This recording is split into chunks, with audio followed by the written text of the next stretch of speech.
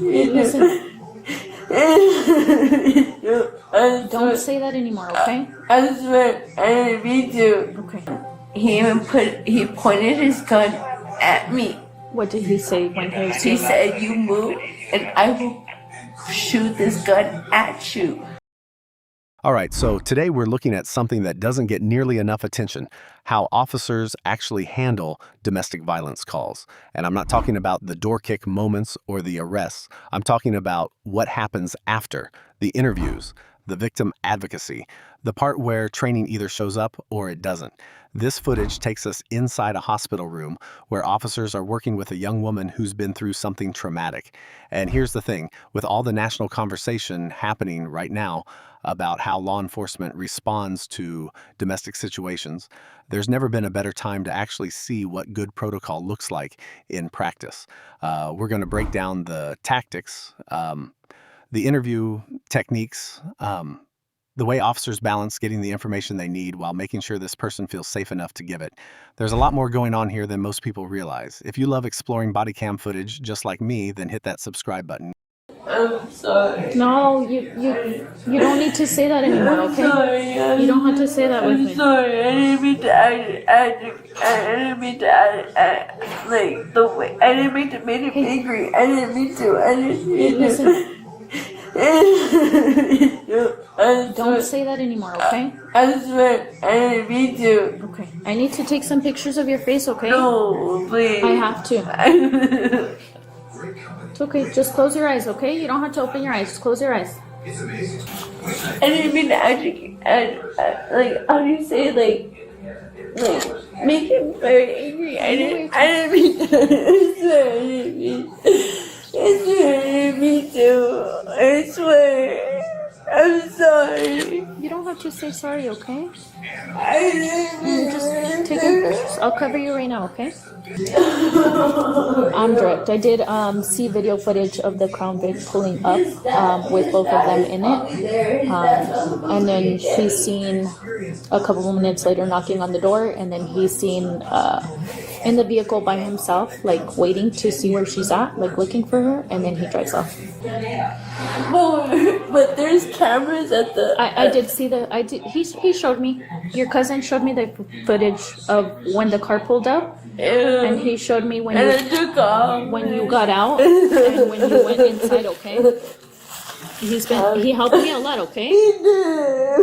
I felt so horrible. Man, I started this.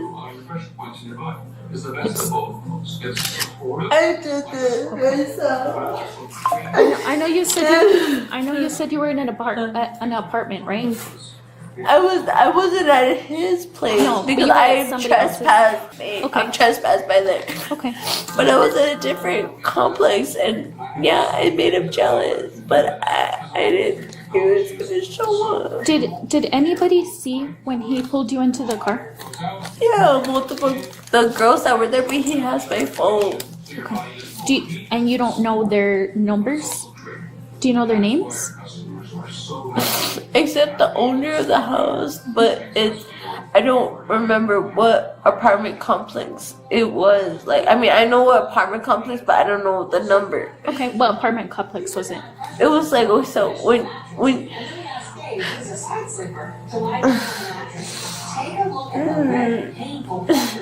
when you get there, it's in the back. It's in the back. There's gonna be a truck there, but it's in the back. I didn't see the number. But do you remember what street is it? The apartment that you were at? No, I don't. I'm sorry. You don't know what street it was? Do you know what the apartments are called? No, it's right there on it's kind of we're behind where Young's is at. A little bit. Okay, behind Young's Park? It's around Young's. It's around Young's. I'm sorry. He has Darian has my phone. He has my phone. Okay. Sorry. It's okay. It's okay. If I had my phone, I would tell you guys. Okay. But Darian has my phone. Okay. He has my phone and everything. Well, we're trying to find him right now, okay? So if we find him and we find your phone, we'll give you your phone back, okay? But I'm not worried about my phone. It's just I can't give you any information. Can you give me anybody's name that saw though? My Tia was there. What's your tia's name? Her name is Yvette, but I don't know her last name. It's because she's really good friends with my mom. Okay. But she was there, and then How old is Yvette, approximately? and then the owner there is Gabe, but the way he goes through like Instagram is Gigi. Okay. And how old is Gabe? I didn't mean to piss her, you know. I swear I didn't mean to. So I didn't mean to. I forbade him. I didn't mean to. Miss Martinez, so I still need information from you, okay? So I need you to start from the very beginning of what happened, okay?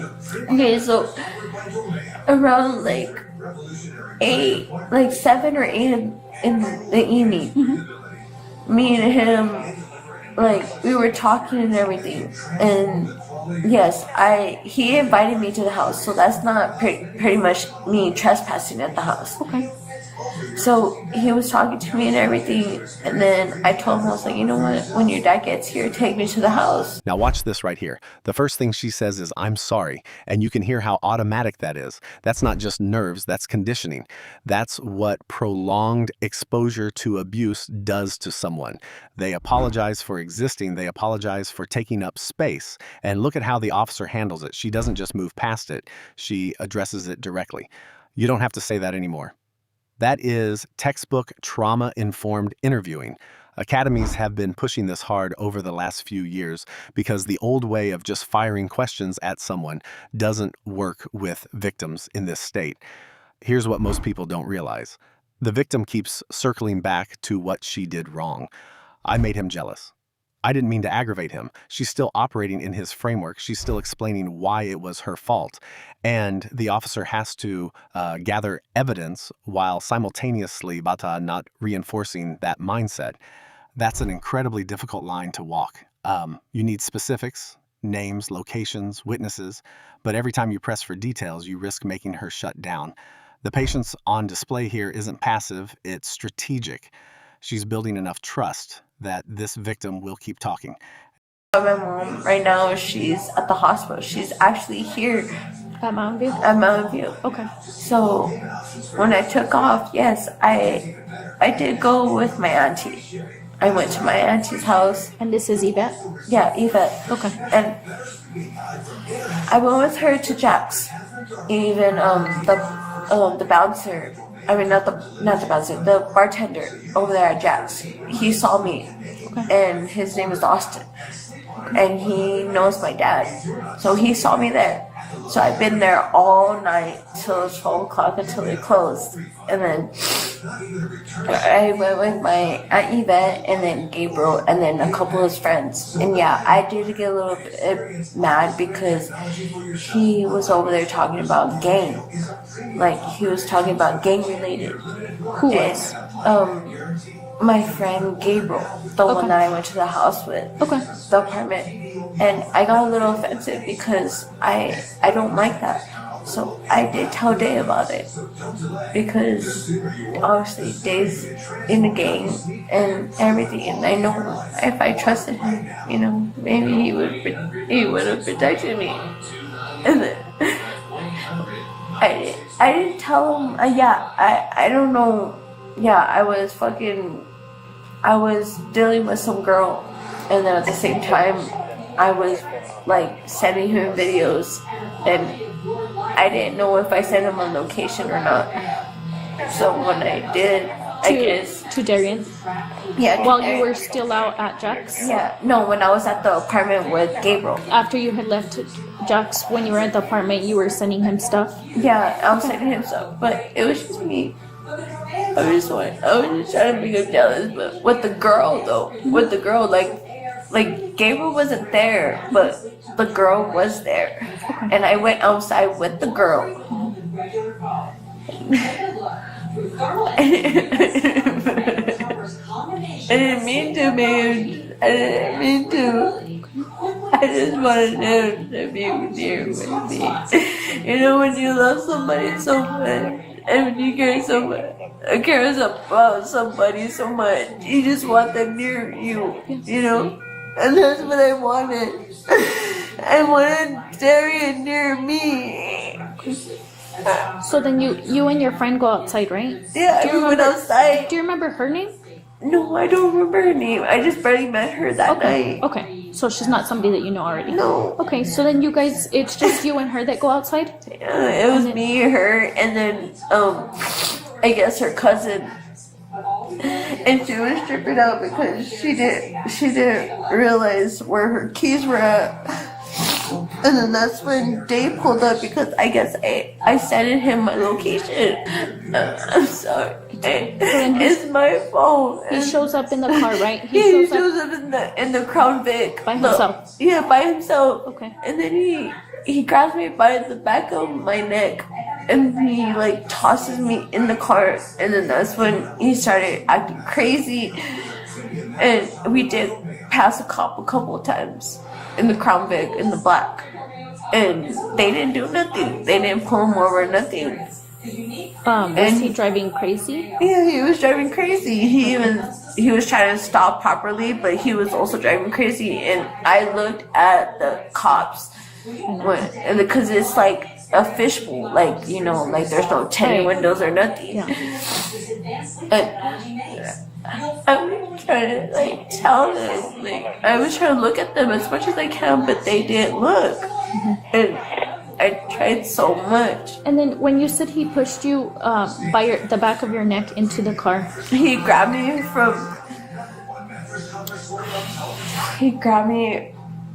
by my neck, in the back of my neck, and he like threw me in the car, like literally, like do you remember what door he threw you in through? in the passenger seat. Okay. Passenger seat. I hit my head.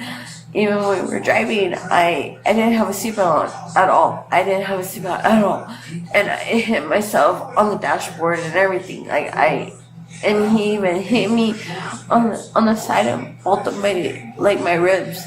And I couldn't breathe, and then he hit me on my arms, and that was him punching you, right? him punched me on my face, and then he hit me with his gun. He pointed his gun.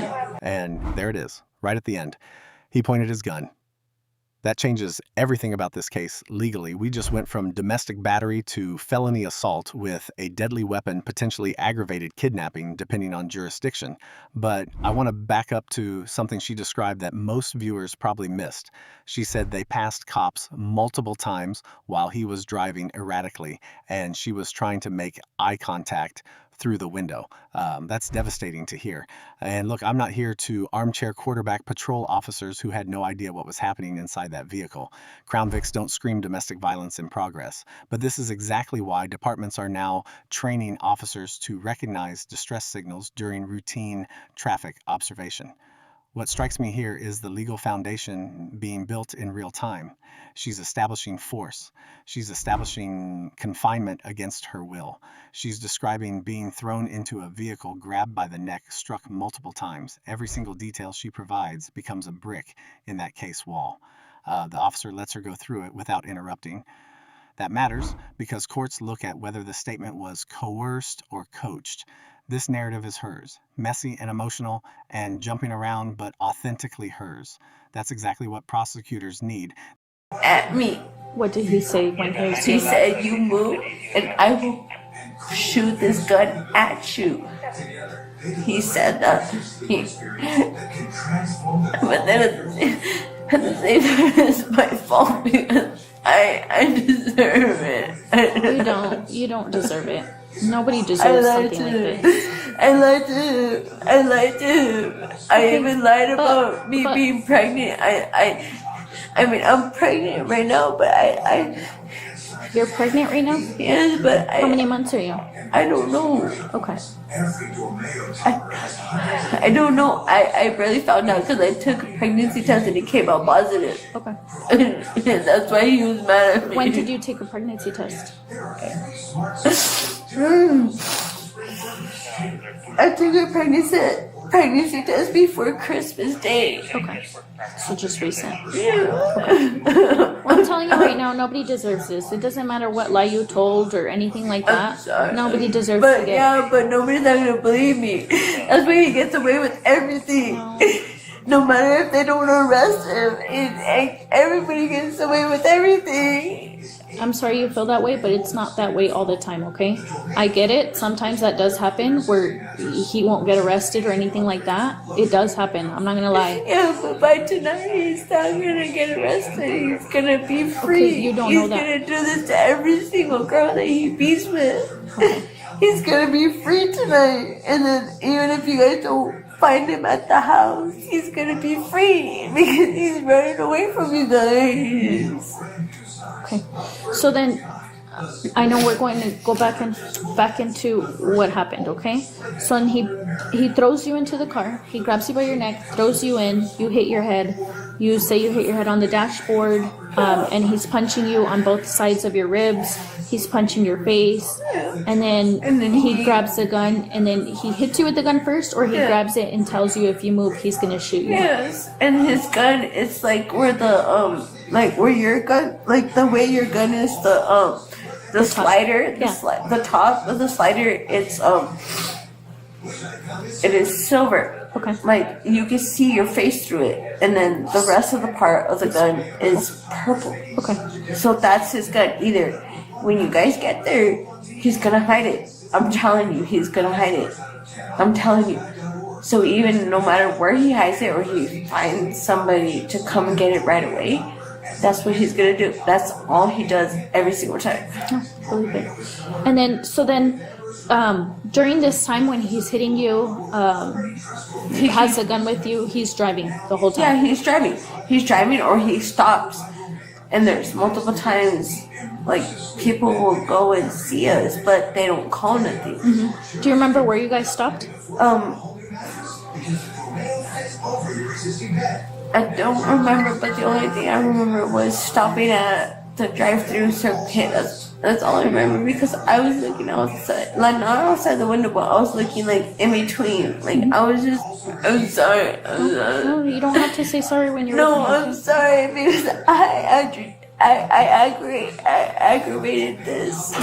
It is my fault. Because looking down me, I'm beat up and I'm bleeding from my nose. Like I told him I was bleeding from my nose. I told him I was bleeding from my nose, and he said, "No, fuck you. This is what you get. This is what you get."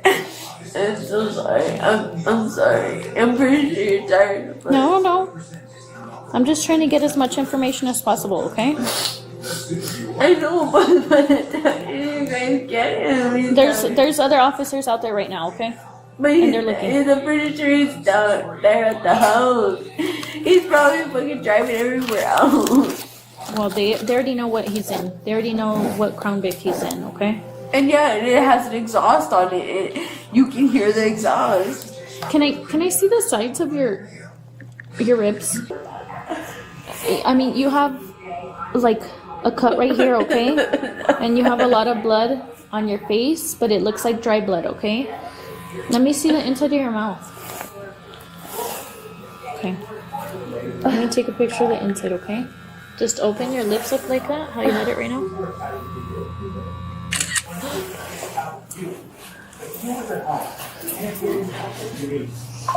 And then you said you can't think of any of their numbers, right? This is where the weight of this job really hits you. She just described being pregnant and finding out on Christmas Day. And in that same breath, she's explaining why he beat her for it. The officer doesn't flinch, doesn't react with shock or horror, even though what she's describing is horrific. That's not coldness, that's training. Because if the officer reacts emotionally, the victim often shuts down thinking they've said too much or made things worse. Now here's what civilians don't see. When she starts describing that firearm in detail, the silver slide and purple frame, that's not small talk. That's critical intelligence being relayed to officers in the field right now. She's giving them exactly what they need to identify the weapon if they locate him. But the moment that gutted me when she said nobody's going to believe me and he gets away with everything, that's learned hopelessness from a system that's failed her before. The officer doesn't make empty promises. He acknowledges that sometimes people don't get arrested. That honesty is strategic because she's more likely to trust an officer who's real with her than one who feeds her guarantees he can't keep.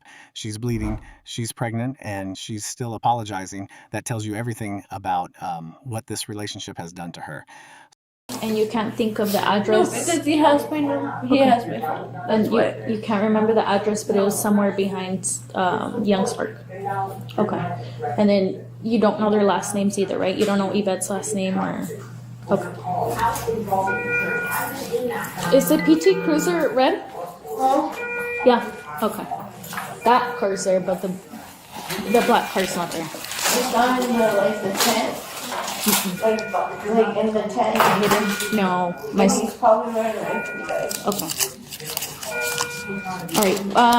So the sergeant's calling the detective right now. Is his dad there? His dad should be there. His dad is specifically there. Okay. I'm not sure about the residents, but they're calling a detective right now to see what the detective wants to happen. Okay. But I'm not gonna get in trouble because he invited me. You're not gonna get in trouble. Because I'm no trespasser, but he invited me to the house one time. Okay. I highly doubt that they're gonna care that you were trespassed from there. Okay. Comcast is that? Not over there where Buffalo Wild Wings, but the other Comcast where it used to be at. On Idaho, Yeah. like near the Salvation Army. Yeah, the Salvation Army. Mm-hmm. So it's right there, and there's gonna be like like not a apartment complex, but A bunch of mobile homes like the trailer parks right Yeah. there in that hidden park right there. where it's like in the corner, kind Yeah, of. in the corner. Yeah, and So it's like he's either there. dirt road. Yeah, Yeah, he's okay. either there or Avenida de Mesilla where Domino's is at, like right across the street. There's across That the little street. park Yeah, the little park right there. Mhm. And then there's that house right there. on the corner. With the it's a it's a Nissan right there.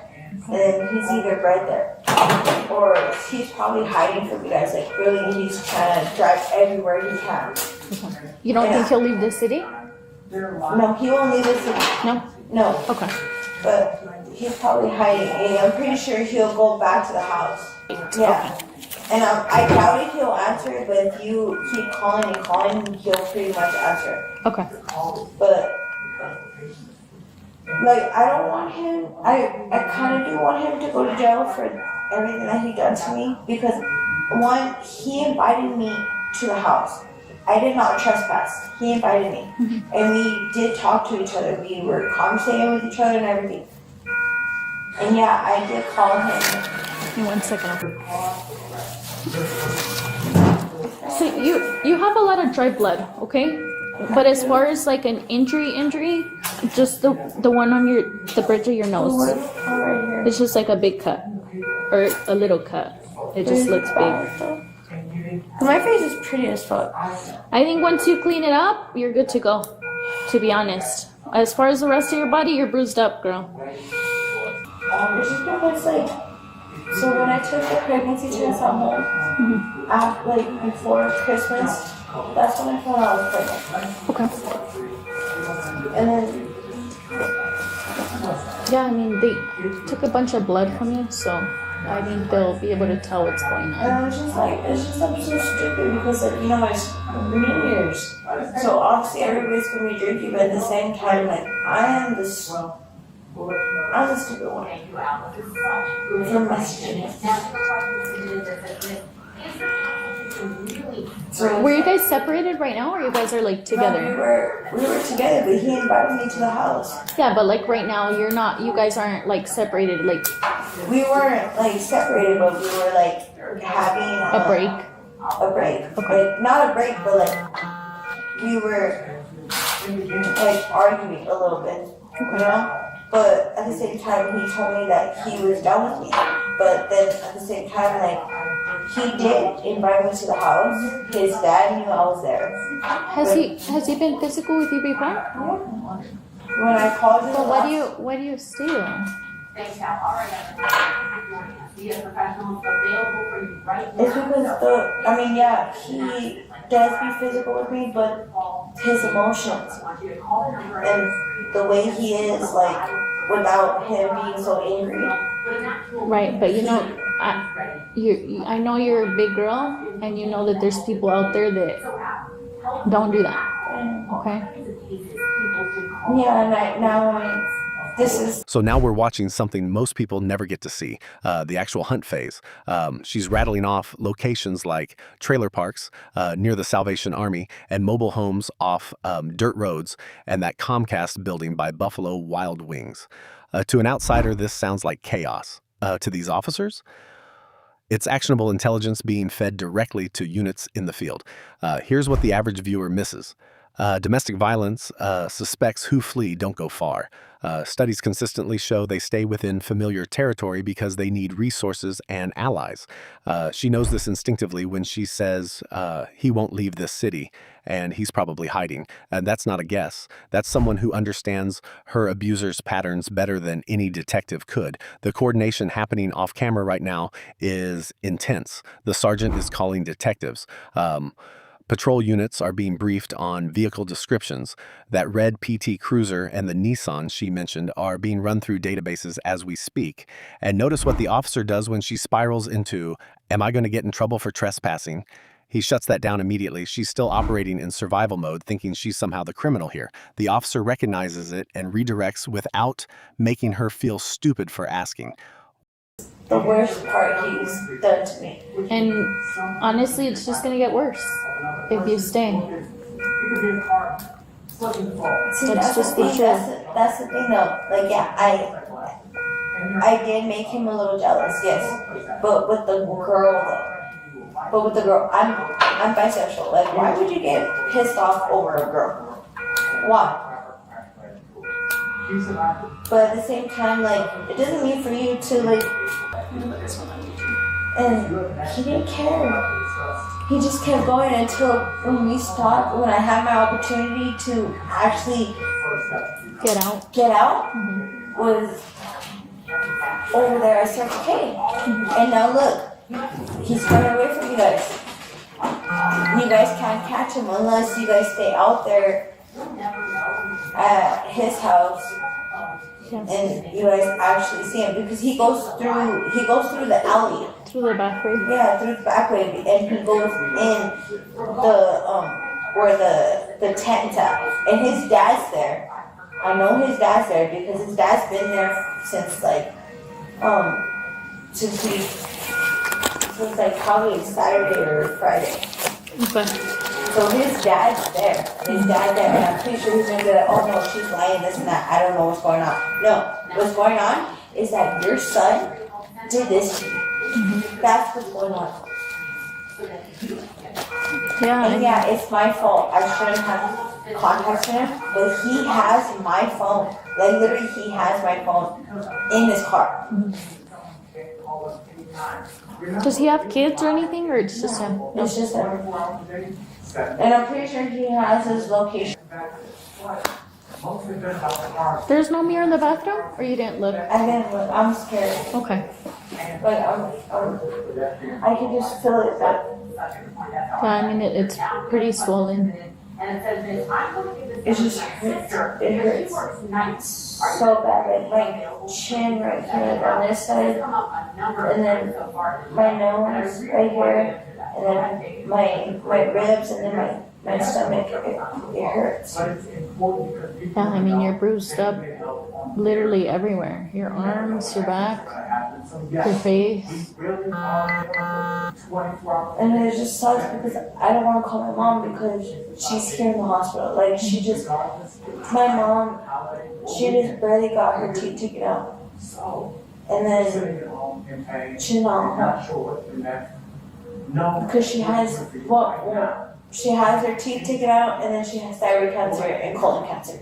And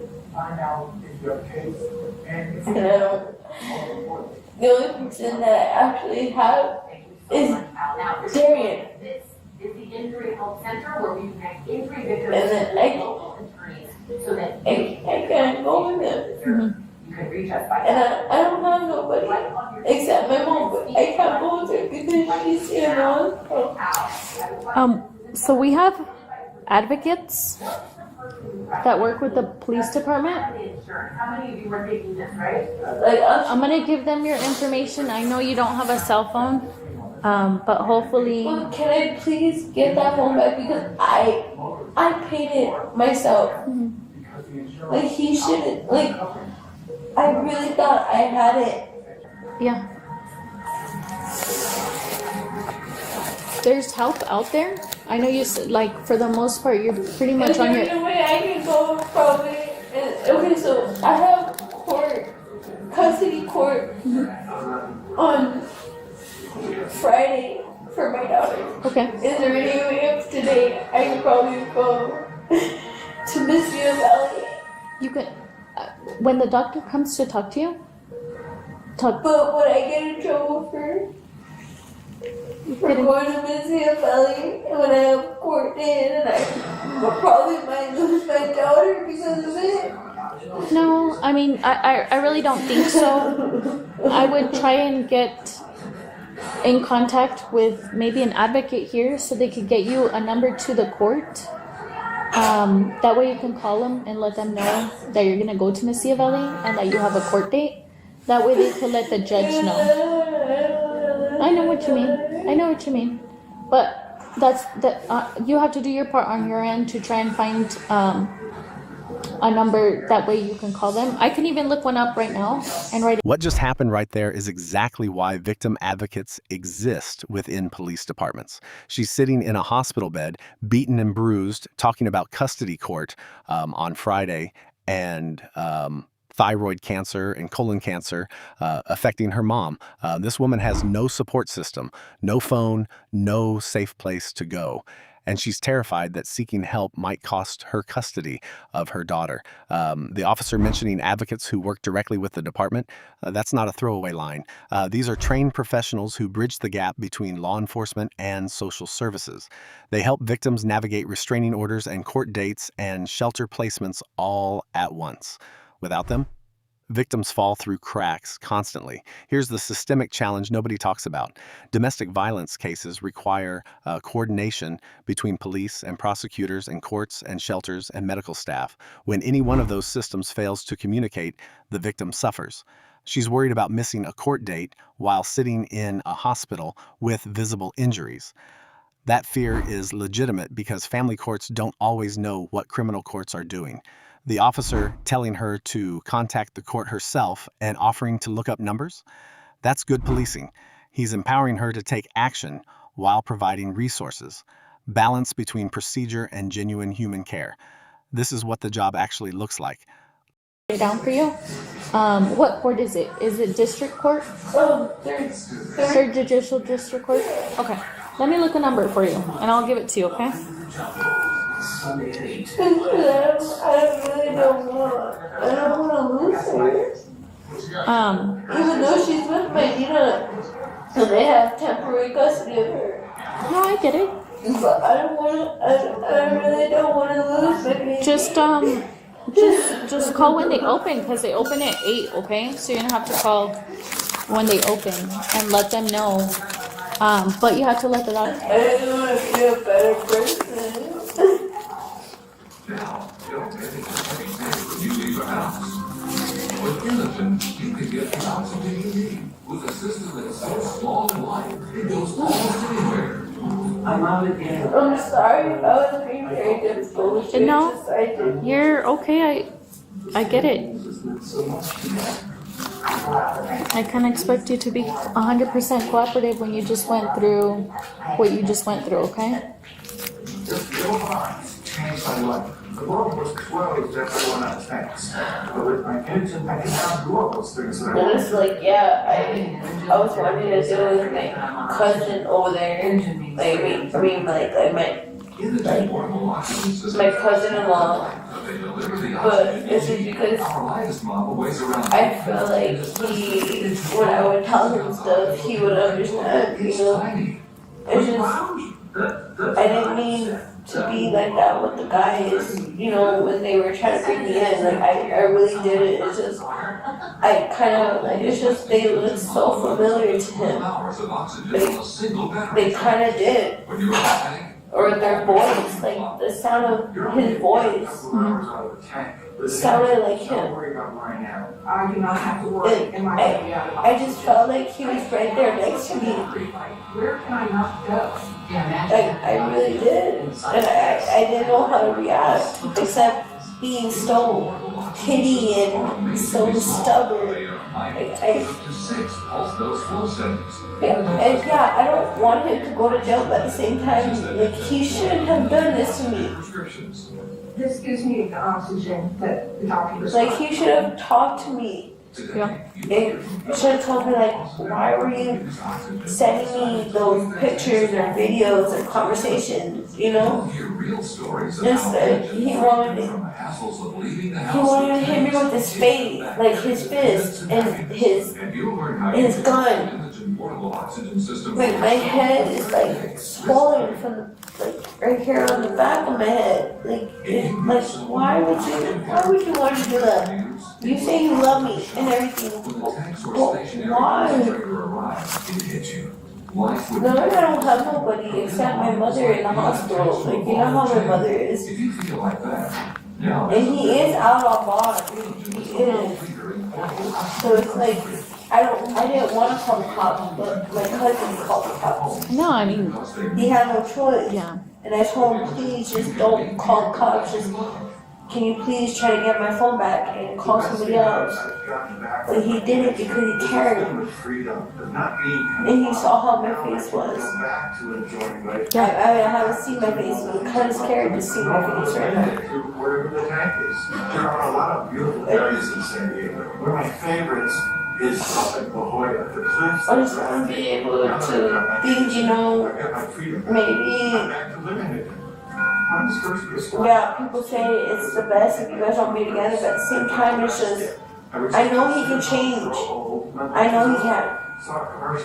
But it's not for you to. If he can change, he's got to do it on his own. He's an adult. He doesn't. You can't do that for him. Does that make sense? You have your own things to deal with, and the last thing you need to do is deal with him. Like, what if I am carrying this kid? Like, what can I do? Yeah, I mean, that's a difficult situation, but you have to take care of. Listen to what she just said. The sound of his voice made her feel like he was right there next to her. That's not drama. That's not exaggeration. That is textbook trauma response, and it has a clinical name. Auditory triggers can activate the same fear pathways in the brain as the actual threat itself. Her nervous system couldn't distinguish between male officers trying to help her and the man who just beat her with a gun. This is why departments nationwide have been pushing for female officer availability on domestic violence calls when possible. Not because male officers can't do the job, but because victim physiology sometimes makes cooperation physically impossible. She's describing dissociation in real time, and she doesn't even know it. And here's what breaks me about this moment. She's apologizing for being difficult during her own rescue. She's expressing guilt about not wanting him to go to jail right after describing how he pistol whipped her until her head swelled. This is the psychological architecture of long-term intimate partner abuse. The victim internalizes responsibility for the abuser's consequences. The officer's response? Perfect. He doesn't correct her emotions. He doesn't argue. He simply states the truth. If he can change, he's going to do it on his own. That boundary-setting language is exactly what trauma-informed training emphasizes. He's running away from you guys. And he's not there at the house, so you guys can't catch him. You know, but eventually, everybody gets caught. Yeah, but with him, he's not going to be able to get caught because he's passed the cops several times in his car with the Crown Vic all fully black except the top part because he's still finishing it, and then with the exhaust. Like, it's the only Crown Vic that has a loud exhaust that sounds like all crazy, and no cop ever stops him. Or use the latest in medical technology to get the oxygen you're I don't know where he's at. He's probably back at the house. I just want him locked up and doesn't get released at all. Yeah. Not because of my sake, but because he shouldn't be doing this to any female. Like, yeah, okay, you want to go with somebody else? That's fine. Go with somebody else and love them or care for them. But don't do what you did to your baby mama. Like, don't do that. Just because you're mad, just because she's messing with another girl. Like, no. Really calming. I knew something was wrong. The doctor said, I have good news and I have bad news. Oh. The good news is, I don't think it's your heart. The bad news is, I think it's Like, your I heart. don't know. I don't know what else to do. Oxygen. The only thing that I can do is just try to maybe call my phone. Maybe he'll answer it. We have the detective's on his way. He's gonna talk to you, and he's gonna probably ask you almost everything what I did. Okay. Just give him all the information you can, and then we're gonna go from there. I wish I could do it. You know what Imogen does for me? It lets me be more. Does my face look that bad? Like, No, I'm telling you, it's a lot of dry blood. Okay. Like your cheek right here is a lot of dry blood. Like you have dry blood. Peel it off? You can probably take it off like with like water and stuff. Do that. With pulmonary hypertension, I said, this is how. It's just all I think about is just like my fault. And then like a couple days ago, like I can still have the freedom to do and come and go as I please. And I like 2 days before Christmas Eve, very easy to do. I did throw myself outside the car and have a bruise all over my butt. Give me 1 second.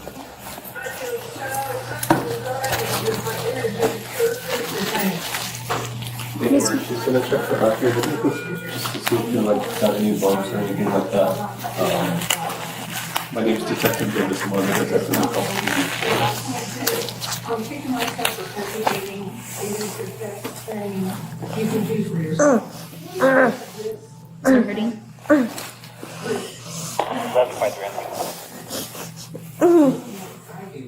When you leave the house, that's what an Imogen system can do for you. Give us a call and get started with your own Imogen portable oxygen. I'm sorry. I'm sorry. So after everything we just watched, I want to step back and talk about what this footage actually represents. This is not a viral clip designed to make you angry. This is not a headline. This is the reality of police work that never makes the news. An officer sitting with a brutalized woman in a hospital room at what looks like the middle of the night, doing the slow and unglamorous work of building a case while simultaneously trying to hold together someone whose entire world just collapsed. And look at what she's doing at the end there. She's apologizing again, over and over. I'm sorry. After describing being pistol whipped, after describing throwing herself out of a moving car, after sitting there with dried blood still visible on her face, she's apologizing to the people who came to help her. That right there is the psychological fingerprint of sustained intimate partner violence, and it's something officers encounter constantly in these calls. The victim advocacy reforms we've seen rolling out over the past year are specifically designed to address this dynamic. Recent policy updates in multiple states and now require mandatory follow-up checks at safe shelters because departments finally recognize that the hospital interview is not the end. It's barely the beginning. What strikes me watching this detective introduce himself at the end is the seamless handoff happening. The patrol officer did his job building initial rapport and gathering preliminary details. Now, Detective Davis Morgan steps in for the formal investigative interview. That's textbook contact to investigator transition, and it only works when the first officer has done the emotional groundwork properly. Did you catch what she said about driving past cops multiple times? His car with the loud exhaust and the distinctive paint job, and nobody ever stopped him. That's not an accusation. That's exhaustion. That's someone who has been living in a reality where the system she's supposed to trust has failed to notice her over and over again. Here's the broader context most people miss. The high-profile domestic violence intervention case from earlier this month, where police action was credited with saving a victim's life. That didn't happen because officers showed up with overwhelming force. It happened because of exactly what you're watching here. Patient interviewing, trauma-informed responses, real-time coordination between patrol and detectives, and dispatch running vehicle descriptions through databases. The training initiatives departments have launched recently focusing on improving officer interactions in domestic environments exist because of encounters exactly like this one. Every reform, every protocol update, every mandatory training hour came from lessons learned in rooms just like this. What I want you to take away from this footage is not just what went right, it's understanding the weight of what these officers carry. This woman mentioned throwing herself out of a moving car days before Christmas. She's describing suicidal ideation while simultaneously blaming herself for her abuser's violence. The officer sitting across from her has to hold space for all of that while still doing his job. That balance between empathy and procedure, between being a human being and being a law enforcement professional, is the hardest part of this job. And when it's done well, like it was here, you never see it on the news. Nobody goes viral for doing their job correctly. So the next time you see a headline about police and domestic violence, I want you to remember this footage. Remember the patience. Remember the restraint. Remember the dried blood on her face and the officer calmly walking her through the process while she apologized for existing. This is what the job actually looks like, and these officers did it right.